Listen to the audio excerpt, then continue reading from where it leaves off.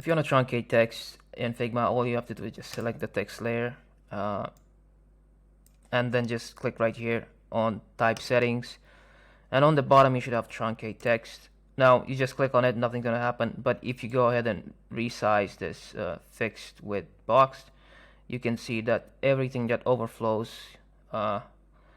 the fixed size right here option we have, right, it just adds the three dots and it just hides the rest of the letters. So yeah, that's how you truncate text in Figma. By the way, if you just make sure you're on fixed width, fixed size, because if it's on auto width, right, you won't. I mean, it will just show you all the text in that specific layer. So just make sure you resize it like this, or just click right there like this and resize it, and you should be fine. So yeah.